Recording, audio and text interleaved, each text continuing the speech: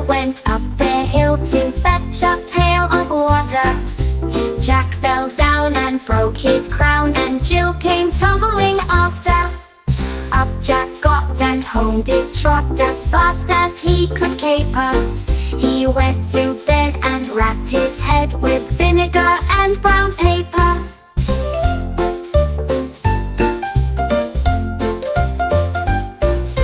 Jack and Jill went up the hill to fetch a pail of water. Jack fell down and broke his crown, and Jill came tumbling after. Up Jack got and home did trot as fast as he could caper. He went to bed and wrapped his head with vinegar and brown paper.